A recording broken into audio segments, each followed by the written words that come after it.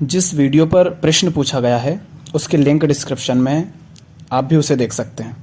प्रश्न ये है कि आप मैथमेटिक्स के टीचर बनना चाहते हैं और गरीब बच्चों को पढ़ाना चाहते हैं जो कि कोचिंग की महंगी फ़ीस को अफोर्ड नहीं कर सकते, लेकिन घर वाले सरकारी नौकरी के लिए दबाव बना रहे हैं। तुम 23 साल के हो गए हो, पार्ट टाइम कमाते हो, पर वो उससे खुश नहीं है। वो तुम्हें बाबा के पास जाने का बोल रहे हैं और ऐसे कई तरह के सवाल हैं आपके। तो पूरी स्थिति क्या है, समस्या क्या है और बात क्या है, हम उसको समझ लेते हैं। निर्णय फिर आपको खुद लेना है। सबसे पहले तो आपका कहना है कि आप मैथमेटिक्स के टीचर बनना चाहते हैं क्योंकि आप उन बच्चों को पढ़ाना चाहते हैं जो कोचिंग की महंगी फ़ीस अफोर्ड नहीं कर सकते। ये बहुत अच्छा है, पर इसमें थोड़ी सी बात और ध्यान रखना। मैं कहूँगा कि सिर्फ इसलिए अगर मैथमेटिक्स के टीचर बनना चाहते हो क्योंकि बच्चों को पढ़ाना चाहते हो तो समस्याएं थोड़ी ज़्यादा आ सकती हैं।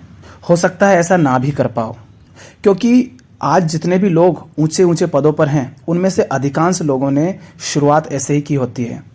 वो समाज का भला करने के लिए ही शुरू करते हैं। लेकिन होता क्या है कि अभी ये बात तुम जहाँ हो उस लेवल पर खड़े होकर के सोच रहे हो, और जब आगे निकल जाते हो तो ये जो भावना थी समाज के प्रति वो धीरे धीरे तिरोहित होती जाती है। कुछ अपने अंदर से, अपने विचारों से, अपने अहंकार के कारण, और कुछ समाज से बाहर के लोगों के प्रभाव के कारण, कुछ दबाव के कारण। और इसमें इंसान का ज़्यादा बस चलता नहीं क्योंकि इतना सजग वो होता नहीं अपने प्रति। तो मैं ये कहूँगा कि अगर तुम्हें मैथमेटिक्स से प्रेम है तो तुम इस काम को बहुत अच्छे से कर पाओगे। एक तरफ लोगों की सहायता करने की भावना है और दूसरी तरफ तुम्हें अपने काम से प्रेम है, क्योंकि जब काम से प्रेम होगा तब तुम्हारे अंदर वो ताकत रहेगी जो कहेगी कि चाहे मुझे इस काम से कुछ मिले या ना मिले, मैं ये काम करूँगा क्योंकि मुझे काम से प्रेम है। फिर तुम ये कह पाओगे कि चाहे इसके लिए मुझे जो भी कीमत चुकानी पड़े, मेरा प्रेम यदि मैथ से है तो मैं चुकाऊँगा। और ये बात सिर्फ वही लोग समझ सकते हैं जो सचमुच किसी चीज़ से प्रेम करते हों। हर व्यक्ति को ये बात मजाक लगेगी क्योंकि उन्होंने कभी ऐसा किया नहीं, वो ऐसा जिए नहीं। तो अगर पहला प्रेम आपका मैथ से हो और दूसरा आपकी भावना समाज के उन गरीब लोगों के लिए है या उन लोगों के लिए जो परेशान हैं, ज़्यादा अफोर्ड नहीं कर पाते क्योंकि समाज में लोग बैठे हैं जो लूट रहे हैं बस, तो ये आपके काम आएगी। और अगर ऐसा है तो फिर इतनी दुनिया में जो भी कुछ है मैथमेटिक्स का, सब कुछ पढ़ डालो, अध्ययन कर लो, समझ लो, जान लो, और जितना सरल तरीके से बच्चों की समस्याओं को समझो और उनको समझाओ। बच्चे खुद जानना चाहेंगे अगर आप उनको वो दोगे जो उनको सचमुच ज़रूरत है और उनके काम की है, जो उनकी समस्याओं को हल करे। और सही काम करते हो तो पैसा अपने आप आ ही जाता है, और कम से कम इतना तो आ ही जाता है कि हमें समस्या ना आए जीने में। तो पहली बात ये हुई। दूसरी बात, घर वाले कहते हैं कि गवर्नमेंट जॉब की तैयारी करो, और अभी तुम पार्ट टाइम करते हो तो वो खुश नहीं है। इसको ध्यान से समझो। कोई भी व्यक्ति सरकारी नौकरी, जितना मैं समझता हूँ, दो वजह से करता है। पहली, उसमें अपने आप के प्रति हीन भावना है क्योंकि उसने अपनी ज़िंदगी में खुद कुछ हासिल नहीं किया।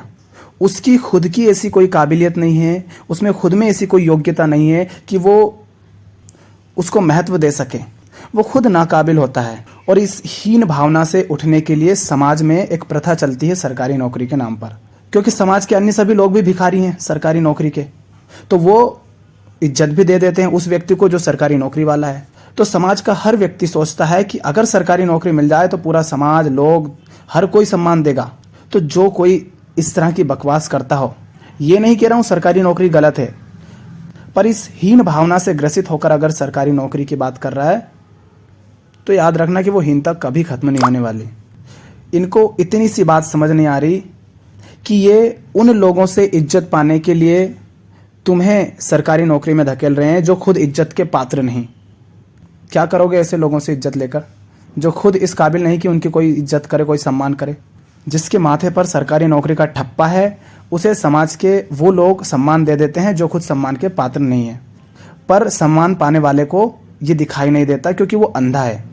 उसकी आंखें खुली होती तो वो जीवन यूं व्यर्थ नहीं करने को कहता। तो पहला कारण ये है, इसीलिए वो तुमसे कह रहे हैं कि सरकारी नौकरी करो। दूसरा कारण है डर। समाज का हर व्यक्ति, या कहो हर इंसान, डरा हुआ होता है। वो एक तरह की सुरक्षा चाहता है। वो चाहता है कि विपरीत से विपरीत स्थिति में भी कुछ ऐसा हो जो हमें सुरक्षा दे सके, और सरकारी नौकरी उसका एक तरीका है। वहाँ पे पैसा आता रहता है, काम कम करना पड़ता है, करो या ना करो, कुछ हद तक ऐसा ही है।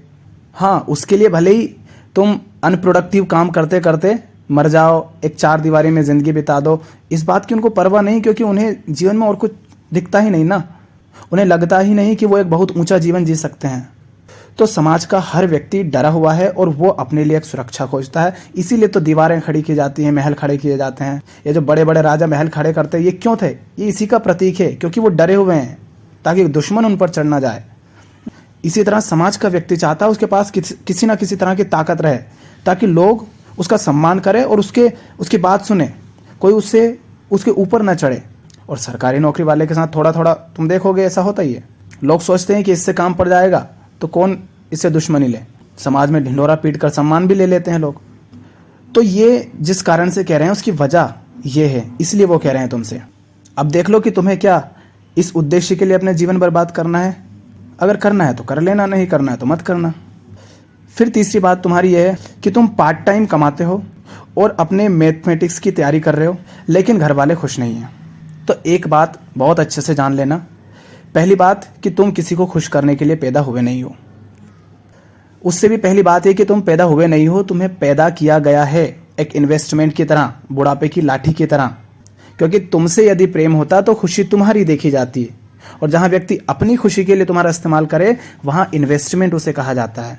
तो पैदा तुम होते नहीं हो, पैदा तुम्हें किया जाता है, और तुम में इन्वेस्टमेंट इसीलिए किया जाता है ताकि उसका रिटर्न फिर मिलता रहे। पर अगर इन्वेस्टमेंट अपनी मर्जी से इधर उधर भागता फिरे तो इन्वेस्टर को दिक्कत तो होगी ना। तो इतना जान लो, तुम किसी को खुश करने के लिए पैदा नहीं हो, किसी की उम्मीदें पूरी करने के लिए पैदा नहीं हुए हो, क्योंकि तुम कर ही नहीं पाओगे। इतनी बड़ी दुनिया है, करोड़ों अरबों लोग हैं, 800 करोड़ से ज़्यादा हैं, यहाँ कौन किसकी उम्मीदें पूरी कर पाया है? तुम्हें लगता है कि ये जो लोग सरकारी नौकरी करते हैं इनके घर वाले खुश हैं, इन्होंने उम्मीदें पूरी कर दी? तुमसे क्या कहा मैंने शुरू में कि अभी तुम जिस स्तर पर हो वहां से सोच रहे हो दूसरों की सहायता करने का। तो ये भी अभी जहां पर हैं, ये भी अभी जिस स्तर पर हैं उस स्तर पर इन्हें लग रहा है कि नौकरी मिल जाएगी तो खुश हो जाएंगे। तो थोड़ी देर तक के लिए तो हो जाएंगे, फिर वैसा का वैसा, जैसा हमेशा होता है हर सफलता के बाद। तो ये उम्मीद कभी मत करना कि तुम किसी की उम्मीदें पूरी कर पाओगे। भला मुरझाया हुआ फूल किसी को खुशबू दे पाएगा? जिसके पास खुशबू नहीं वो क्या खुशबू देगा? तुम अगर अपने जीवन में दुखी रहोगे तो तुम दूसरे को वही दोगे ना जो तुम्हारे पास है। तुम दुखी हो तो दुख दोगे, तुम खुश हो तो खुशी दोगे। जिस फूल के पास खुशबू होती है वो खुशबू देता है, जहाँ गंदगी होती है वो अपनी बदबू बिखेरती है। अक्सर लड़कियों के ऐसे कारनामे होते हैं, कहती है माँ बाप की खुशी के लिए जहाँ कहेंगे वहाँ शादी कर लेंगे। क्या खाक तुम्हारे माँ बाप खुश होंगे? वो तो तुम्हें भगाना चाह रहे हैं, कोरे बोझ हो तुम। लड़के को तो इन्वेस्टमेंट की तरह फिर भी पैदा किया जाता है, तुम तो गलती से हो जाती हो और तुम्हें लग रहा है कि उनकी बात सुनकर तुम खुश हो जाओ, वो खुश हो जाएंगे। खुद दुखी परेशान हो, क्या खाक खुश करोगे तुम दूसरों को? देखो, उद्देश्य अपना ये नहीं है कि हम उनको बुरा कहें या उनके प्रति हिंसक हो जाएं या उनको दुखी करें। उद्देश्य ये है कि यदि हम अपनी या उनकी भी खुशी चाहते हैं तो तुम्हें पहले खुद खुश रहना पड़ेगा। मान लो मैं अभी खुद रोने लग जाऊं, क्या मैं तुम्हें कुछ बता पाऊंगा? मैं खुद अनपढ़ गंवार हूं, मुझे ही समझ नहीं आ रही समस्या, तो क्या मैं तुम्हें उस समस्या को सही तरीके से समझा पाऊंगा? नहीं।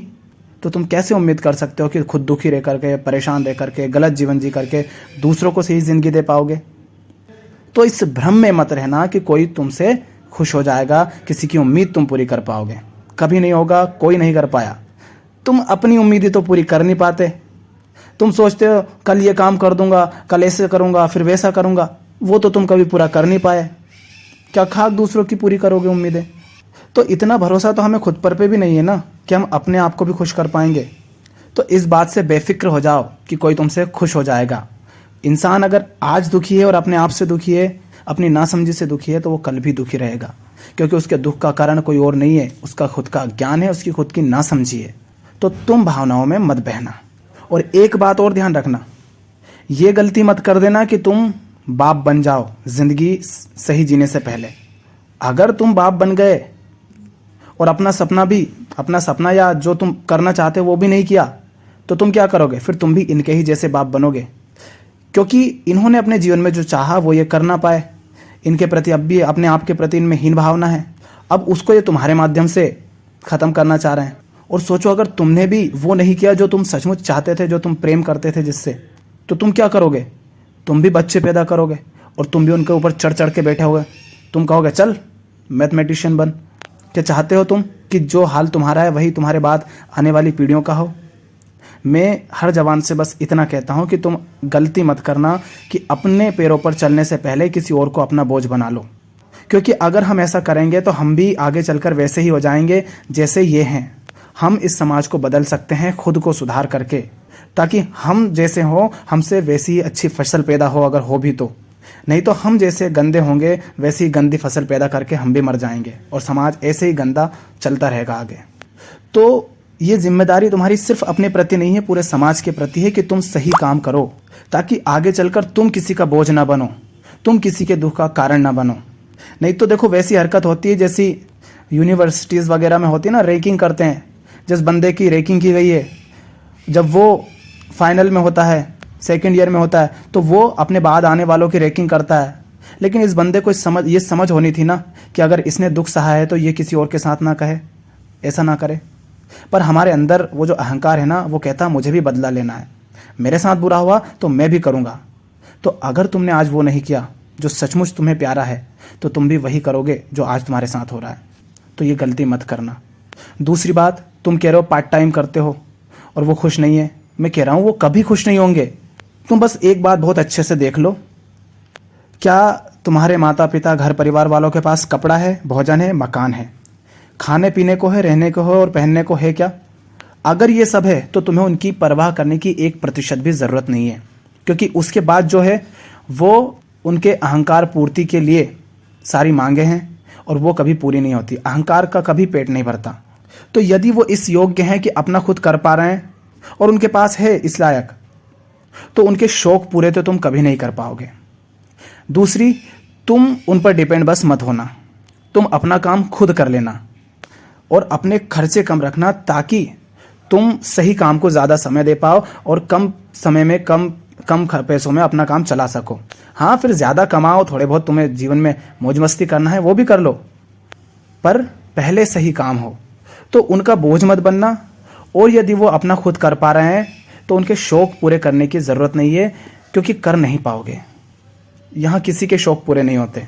इसका अर्थ ये नहीं कि उनकी सहायता नहीं करनी है, जहाँ ज़रूरत लगे वहाँ करना भी है। अगर उनके पास खाने को नहीं होता, कपड़ा नहीं होता, मकान नहीं होता, तो मैं तुमसे ये नहीं कहता कि तुम मैथमेटिशियन की तैयारी करो, दूसरों की मदद करो। मैं तुमसे यही कहता कि पहले तुम अपना पेट भरो, अपने के लिए कपड़े खरीदो, घर की तैयारी करो। मैं ये कहता, पर ऐसी स्थिति तो नहीं है जितना मैं समझता हूँ।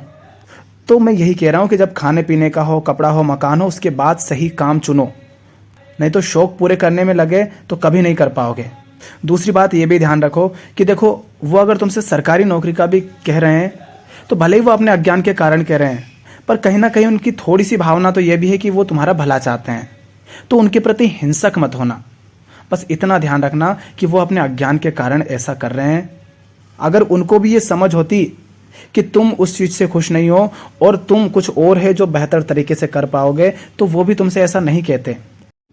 तो उनके प्रति हिंसक मत होना, बस इतना जानते रहना कि वो नहीं समझते अभी इस बात को, और तुम अपने काम पर ध्यान देना। जब सचमुच रोशनी होती है तो उनको दिख ही जाएगा कि कहीं ना कहीं हम ही गलत थे, क्योंकि और फिर वो जो पाना चाहते थे वो उनको उससे भी मिल जाएगा। तो अगर वो सही नहीं है तो उनके अनुसार मत चलना, पर वो दुखी तो ज़रूर होंगे, और उनके दुख का कारण कोई और नहीं, वो खुद हैं। तो उसके प्रति या उस बात को देख देख कर ये मत सोचना कि तुम स्वार्थी हो रहे हो, क्योंकि अगर तुम उनके अनुसार चले तो वो भी दुखी रहेंगे, तुम भी दुखी रहोगे। पर तुम अगर सही काम करोगे तो वो दुखी रहेंगे, पर हो सकता है एक समय पर उनका दुख खत्म हो जाए, समझ आ जाए, और तुम तो कम से कम नहीं रहोगे, तुम सही काम करोगे, और तुम्हारे माध्यम से हो सकता है न जाने कितने लोगों का भला हो जाए।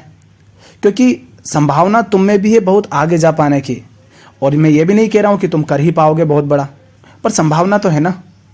तो अपने खर्चे कम रखो, अपने पैरों से चलो। दूसरों की पीठ पर बैठकर बिना पंखों से आसमान की यात्रा नहीं की जा सकती, क्योंकि जिसकी पीठ पर बैठे हो फिर तुम्हें उसकी हर बात सुननी पड़ेगी और वो तुम्हें फेंक देगा वहीं से। मगरमच्छ की पीठ पर बैठकर अगर नदी पार करोगे और तुम बंदर हो तो तुम उसके खिलाफ नहीं जा सकते, भले ही वो गलत है। या तो वो डुबा के मारेगा या खा जाएगा। इसलिए चलना अपने पैरों से, क्योंकि आज ये जो समस्या है ये भी इसी कारण है क्योंकि अभी तुम अपने पैरों से चलते नहीं हो। नहीं तो वो समाज के किसी और लड़के से थोड़ी ना ऐसा कहने जाएंगे, वो उसी से कह पा रहे हैं जो उनके ऊपर डिपेंड है किसी ना किसी तरह से, भावनात्मक रूप से, शारीरिक रूप से, आर्थिक रूप से या किसी अन्य तरह से। तो तुम भावनाओं में मत बहना। और ऐसे माता पिताओं से मैं यही कहूँगा कि देखो, तुम भी अगर अपने बच्चों का भला चाहते हो तो उनके ऊपर ऐसे चढ़ चढ़ कर मत बैठो। तुम ये बताओ, पूरा समाज का हर व्यक्ति जो माँ बाप है वो यही तो चाहता ना उसका बच्चों का भला हो, और बच्चों का भला चाहने के इरादे से ही वो उनको कुछ ना कुछ कहता है, समझ देता है। पर बताओ, अगर वो जैसा सोचते हैं वैसा सही ही होता तो ये समाज की हालत ऐसी होती क्या? हर माँ बाप अपने बच्चों का भला चाहते हैं, लेकिन क्या किसी बच्चे का भला हुआ? और तुम ये बताओ कि तुम में अगर इतनी समझ है ही तो क्या तुम अपना भला कर पाए?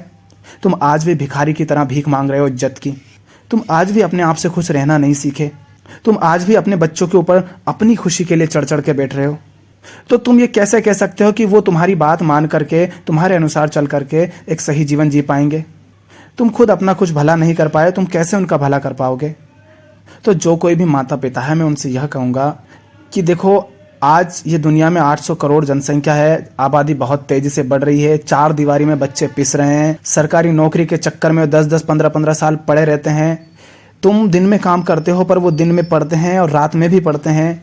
और जब तुम ऐसा दबाव बनाते हो ना, आंखों से देखा है लोग मरने की बात करते हैं, वो चाहते हैं सब छोड़कर घर आ जाना, कुछ और नया शुरू कर पाना।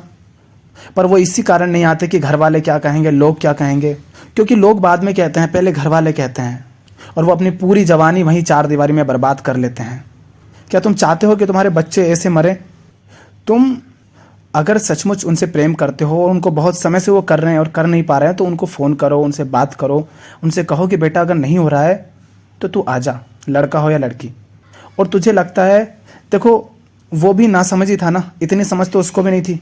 आप बूढ़े हो गए हो, इतना जीवन जिया, फिर भी आप में उतनी समझ नहीं आई।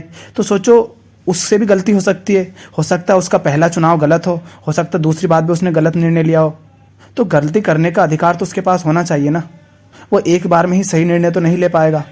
तो हो सकता है उससे गलती हो गई हो, समय निकलने पर उसे समझ आया हो कि गलत रास्ता चुन लिया, वो वापस दूसरा चुनना चाहता हो, पर तुम दबाव इतना बनाते हो कि वो चुन नहीं पाता है।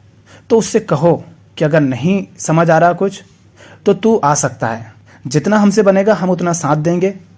जो तुझे अब लगता है कि नहीं ये करना चाहिए तो तू वो कर, हम तुझ पे दबाव नहीं बनाएंगे। उससे तुम उम्मीद मत रखो, और उससे भी यही कहो कि तू जितना जल्दी तेरा कर सकता है तू कर, हमसे जब तक होगा हम देंगे। क्योंकि देखो, वो बच्चा उस बच्चे ने उसने तुमसे नहीं कहा था कि हमें पैदा करो, तुमने उससे नहीं पूछा था ना, तुमने अपने शौक के लिए या समाज के कहने पर या अपनी हवस मिटाने के लिए पैदा किया था ना। वो नहीं आया था ना तुमसे कहने की मुझे पैदा करो। तो ऐसा मत करो उनके साथ, क्योंकि आज बहुत बुरी हालत है दुनिया की। समाज में थोड़ी सी खुशी, थोड़ा सा सम्मान पाने के लिए तुम उनकी ज़िंदगी को नर्क मत बनाओ, नहीं तो ये नर्क ऐसे ही आगे बढ़ता रहेगा। मेरा उद्देश्य किसी माता पिता को दुखी करना, परेशान करना बिल्कुल नहीं है। बस मैं चाहता हूँ कि तुम अपनी नासमझी के कारण अपने बच्चों का जीवन नर्क मत करो, क्योंकि मुझे ना तो तुमसे कुछ मिलने वाला है ना तुम्हारे बच्चों से। बस इतना है कि सिकंदर, उसकी माँ ने अगर उसको गलत शिक्षा दी थी तो उसका असर भारत तक हुआ था। हजारों किलोमीटर दूर उसका देश था, वो वहाँ से यहाँ तक पहुँचा था सिर्फ इसलिए क्योंकि उसको गलत दिशा मिली। तो इसीलिए मैं चाहता हूँ कि समाज का कोई भी व्यक्ति अगर सही जीवन नहीं जी रहा है तो उसका असर मुझ पर भी पड़ेगा, उसका असर हर व्यक्ति पर पड़ेगा, क्योंकि वो छोटा सा भी निर्णय लेता है तो उसका असर हर चीज़ पर पड़ता है, पूरे अस्तित्व पर पड़ता है। क्योंकि तुम बहुत विराट हो, तुम अस्तित्व का छोटा सा हिस्सा नहीं हो, तुम अस्तित्व हो पूरा। एक इंसान क्या करता है पूरी दुनिया पर उसका असर पड़ता है। और रही बाबा के पास जाने की बात, तो बाबा खुद अपना भला नहीं कर पाया, कोई ज़रूरत नहीं है जाने की। और ज़्यादा अगर तुमसे कोई कहे बाबा के पास जाने की तो तुम खुद बाबा बन जाना, उठाना गीता और कहना तुम्हें बाबा की ज़रूरत है, चलो मैं ही बाबा बन जाता हूँ। और पढ़ना, ज्ञान भी मिलेगा, इनसे मुक्ति भी मिलेगी। खुद बाबा बन जाना, और सचमुच सही काम करोगे तो उससे ऐसा दिल लगेगा कि तुम बाबा जैसे दिखने भी लग जाओगे, क्योंकि फिर तुम्हें अपनी परवाह ज़्यादा रहेगी नहीं शरीर की, कपड़ों की। तो कहना हम ही बाबा बन जाते हैं। फिर ये मत कहना कि बाबा बन गया, फिर वो तुम्हें पागल भी कहेंगे। हाँ, ये रास्ता बहुत बढ़िया है, अगर कर सको तो उन लोगों की नज़रों में पागल बन जाओ जो तुम्हें समझदार बनाना चाहते हैं समाज की नज़रों में, क्योंकि ये दुनिया ऐसी है, ये पागलों को नहीं छेड़ती। इनको अगर कोई समझदार दिखता है तो ये उसे बहुत छेड़ती है। तो तुम समाज की नज़रों में पागल हो जाओ, बहुत बढ़िया तरीका है। मैंने भी इसका यूज़ किया है और तुम्हारे सामने हूँ मैं नतीजा, क्योंकि मैं भी कोई आसमान से नहीं उतरा हूँ। ये बातें अगर तुमसे कह पा रहा हूँ तो कहीं ना कहीं मैंने जिया होगा इसको। नंगों की भीड़ में कपड़े पहनने वाले को पागल कहा जाता है। ये समाज भी वैसा ही है, जो सही जीता है वो इनके लिए पागल है। तो तुम सही जीने लग जाओ, हो जाओ इनके लिए पागल। बाकी बातें बहुत सारी हैं, इतने में आपको समझ आ जाएगा। निर्णय क्या लेना है वो आप लें।